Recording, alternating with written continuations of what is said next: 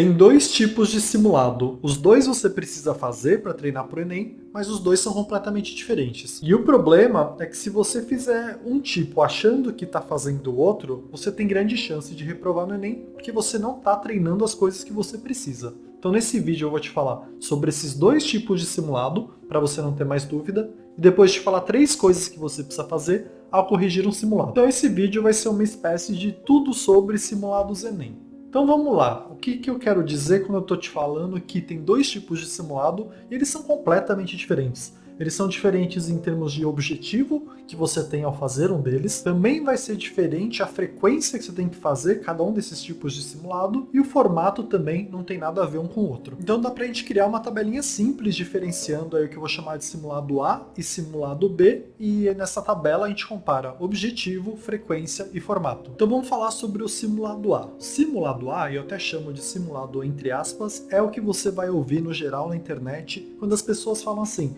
nossa, você precisa fazer zilhões de simulados até o dia do Enem. O objetivo desse tipo de simulado é você treinar muito as coisas que você aprendeu para fixar aquilo que você viu, para aprender um pouco mais, para ver a matéria por outros ângulos, e você poderia trocar esse simulado por palavras como lista de questões, por provas antigas, e você deve fazer o máximo possível. Você não deve fazer isso semanalmente ou mensalmente. Esse tipo de simulado, que eu estou chamando de simulado A, você tem que fazer sempre, que são listas de questões. E o formato também vai ser completamente diferente, porque você não precisa fazer uma prova idêntica do Enem. Você pode fazer só de uma matéria, você pode fazer 50 questões, você pode fazer 100 questões, você pode fazer de manhã, você pode fazer à tarde, você pode colocar um limite de tempo, você pode não colocar um limite de tempo. E a diferença principal desse tipo de simulado para o próximo que eu vou te falar é que você quer fazer o máximo possível para aprender. Então você não deve fazer esse tipo de simulado correndo.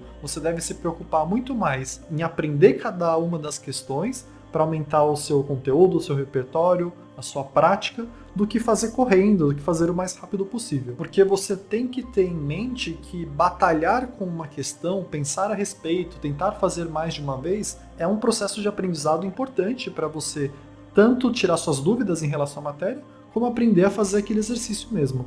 Claro que, uma vez que você já sabe fazer esse tipo de exercício, você pode tentar fazer mais rápido, mas o seu objetivo central nesse simulado A, que eu estou te falando, que são as listas de questões, é você aprender o máximo possível. Então já falamos sobre o simulado A, que você quer fazer o máximo possível para aprender. Então vamos falar do simulado B. O simulado B é aquilo que a gente vai chamar de uma simulação de prova. E você até vai ter como um efeito colateral o aprendizado, mas o seu objetivo aqui é simular o Enem. É criar condições idênticas à da prova para ver se você está preparado para o dia da prova. Usar uma estratégia de prova ao fazer esse simulado para ver se você consegue acabar a prova dentro do tempo do dia da prova mesmo. Então, o objetivo desse simulado é completamente diferente. Não é você aprender, apesar de que você vai aprender fazendo. O objetivo é testar a sua estratégia de prova e ver como é que você lida com o estresse do dia da prova, de ter um horário fixo, de não ter pausas programadas, de não poder usar o celular, de só poder comer o que você levou. E você vai querer fazer num formato idêntico ao do Enem. Vai ter o mesmo número de questões da mesma matéria, no mesmo horário que seria a prova, no mesmo dia que seria a prova. Então você tem pouquíssima liberdade em relação ao formato. Tem que ser idêntico ao Enem, tem que ser questão de Enem, não dá para você usar questão de outras faculdades. Não dá para você fazer uma lista só de uma matéria. Não dá para você fazer só 30 questões. Você tem que fazer a prova inteira. Então é um simulado completamente diferente do simulado A. E com isso meio que já dá para a gente completar a nossa tabelinha de comparação para você ver o tanto que é diferente o simulado A, que eu chamo de simulado entre aspas, do simulado B, que seria a simulação real mesmo. No simulado A, o seu objetivo central é aprender. A frequência que tem que fazer é sempre o máximo possível. E o formato é livre, aquele formato que você achar melhor, aquele formato que você treina a teoria que você já viu, e você não precisa ter uma restrição de tempo, de número de questões e nem de faculdade. Dá para você ir um pouco além e para ver para um tópico que cai no Enem, questões de outras faculdades também. Já o simulado B, nessa tabela, é completamente diferente.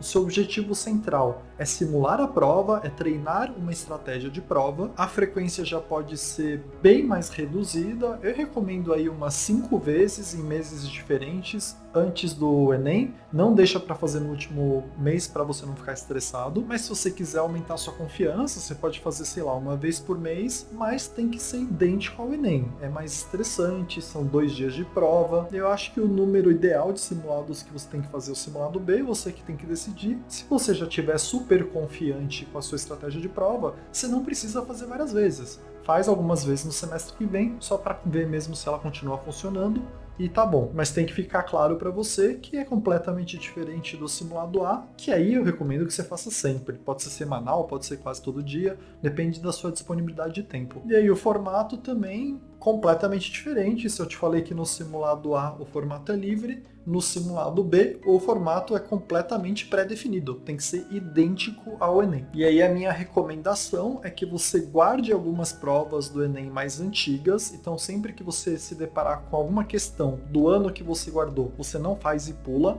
para ter guardado essa questão para fazer depois. Você guarda aí umas 3 provas, eu sugeri em outro vídeo guardar 2014, 2015 e 2016, porque no meu cronograma as questões começam a partir de 2017, e aí você tem pelo menos 3 provas para fazer no segundo semestre, inteirinhas, para treinar sua estratégia de prova. A única coisa que você tem que ter em mente é que as provas antigamente tinham uma ordem diferente. Então a prova do Enem em algum momento já foi linguagens e matemática no mesmo dia, você só precisa reordenar as áreas do conhecimento para ficar no formato atual. Então essa seria a minha recomendação em termos de como fazer o simulado B. Já para o simulado A, que é um simulado mais parecido com listas de questões, e pode ser prova antiga também, mas sem muita regra definida, aí tem vários formatos possíveis de você fazer. Você pode usar a apostila de cursinho, que vai ter um monte de lista de questão por tópico, ajuda muito. Você pode usar o meu cronograma, que tem um monte de questão listada lá dos últimos Enems por bloco de temas diferentes, das diferentes áreas do conhecimento também. E o que eu recomendo, que tem sido o jeito mais prático nesse ano, é usar a plataforma que é parceira do canal, que é a área livre, ou seja, a área que você não precisa pagar para usar, tem um sistema para gerar um monte de lista de questão para você por tópico, sem custo algum. E aí essa plataforma é o Repertório Enem, eu vou deixar o link na descrição. Você entra lá, loga no site, não precisa pagar para fazer o login, você loga lá e vai conseguir gerar um monte de lista de questão. Não tem limite, você pode selecionar inclusive a instituição das questões. Então você pode colocar lá Enem, então você consegue até gerar uma lista já especializada exatamente para o que você quer, da instituição que você quer, para o tópico que você quer. E com isso eu acho que já está claro para você as diferenças entre o simulado A e o simulado B. E por que é tão importante você entender essa diferença? Porque se você fizer um achando que está fazendo o outro, você não vai aprender o que você deveria aprender. E o que eu quero dizer com isso? Se você estiver fazendo um monte de simulado quase que diariamente, usando um esquema de simulação mesmo, fazendo o mais rápido possível, você vai estar perdendo uma chance enorme de aprender as coisas que você deveria aprender. Porque ao fazer uma questão, você aprende muito no momento que você está tentando fazer ela. Mesmo que você não saiba fazer de cara, um esforço seu de pensar a respeito, de raciocínio, para tentar fazer aquela questão, você aprende muito no processo. E na hora que você for tirar suas dúvidas, você vai ter as dúvidas certas para tirar, que você pensou a respeito. Não vai ser só uma correção para ver a resposta. Então, o simulado A você tem que fazer no seu tempo, você não pode fazer num modelo de simulação de prova. Já se você fizer o modelo contrário, de tentar fazer com calma uma simulação, aí você não vai estar treinando em nada a sua estratégia de prova, porque você não vai saber se consegue acabar aquelas 90 questões no tempo que te foi dado para terminar aquelas questões. Então, na minha visão, é um erro muito grande você misturar esses dois tipos de simulado, porque na minha visão, você não está fazendo nenhum dos dois direito, você está fazendo meia boca os dois. Você não vai nem aprender o tanto que você poderia estar aprendendo e você não vai estar testando uma estratégia de prova, porque você vai perder um monte de tempo tentando fazer umas questões que numa simulação real você deveria pular, por exemplo. E se você por um acaso ainda não tem uma estratégia de prova, eu vou deixar na descrição um link para um vídeo meu ensinando o que é uma estratégia de prova para você ter o melhor resultado possível. E com isso a gente pode ir para a segunda parte do vídeo, que eu vou te falar como corrigir um simulado, e aí tanto faz o tipo, serve para o tipo A e para o tipo B, mas eu acho que você tem que fazer no mínimo 3 coisas que são indispensáveis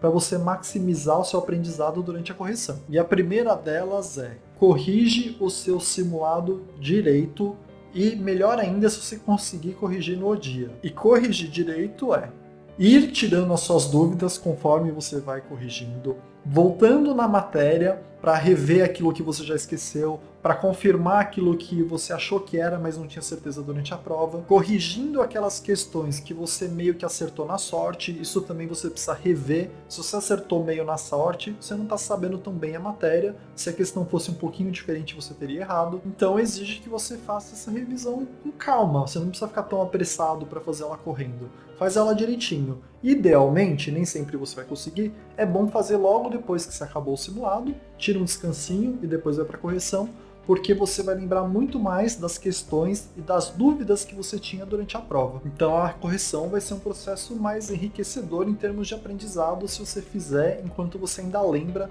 principalmente as dúvidas que você tinha durante a prova. Então essa é a primeira coisa que eu queria falar. Você tratar a sua correção como um estudo qualquer, você tem que fazer direito, tem que aprender, não é simplesmente ver a resposta. Segunda coisa, enquanto você estiver corrigindo sua prova, é legal você fazer alguns tipos de anotações. Por exemplo, se uma parte da matéria você descobriu que existe ao fazer as questões, ou um ângulo que você não tinha visto antes, compensa você pegar o seu material, as suas anotações, e incluir umas coisas novas nessas anotações, para quando você fizer a revisão, você também ver esse aspecto novo da matéria. Então esse é um tipo de anotação que eu acho que vale a pena para você ir crescendo com o tempo, para você ir aumentando o seu repertório em termos de conteúdo com o tempo. Uma outra anotação que você não deve deixar de fazer é anotar as suas pendências em termos de coisas que você não está sabendo, para em algum momento você ir atrás disso. E aí eu não acho que você deve anotar na folha que está o conteúdo que você já fez, você tem que anotar na sua agenda ou no seu WhatsApp, em algum lugar, para você voltar nisso depois. E quando que você vai ter que fazer isso? Em tópicos que você já estudou, mas não aprendeu o suficiente para resolver as questões, você infelizmente vai precisar voltar no tópico e estudar ele um pouco mais. E às vezes até tópicos que você não sabia que caíam na prova, que você vai ter que dar uma atenção especial depois, compensa anotar, dar uma olhada nesse tópico depois. E aí tem uma última coisa que eu acho que você deveria fazer, bem importante também nesse momento de correção, válido também para os dois simulados, que é identificou um exercício que na sua opinião é um exercício um pouco mais especial, e aí pode ser um exercício que você já viu cair várias vezes, pode ser um exercício que na sua opinião resume muito bem aquela matéria que você estudou, ou um exercício que você achou desafiador e gostaria de fazer ele depois de novo, só para ficar treinando. Você pega esse exercício, tira uma foto, ou se for um simulado impresso, recorta essa questão e guarda num repositório seu, numa pasta sua, para de tempos em tempos você voltar nessa pasta e checar essas questões e fazer de novo. Porque caso caia algo similar na prova, você vai ter um domínio completo delas. Então por hoje acho que é isso, meio que um tutorial aí de simulados Enem. Se faltou algo que eu não falei, comenta aí, eu tento responder nos comentários. Eu vou acabar o vídeo deixando um link para um vídeo meu de estratégia de prova, caso você ainda não tenha a sua. E por hoje é isso. Obrigado!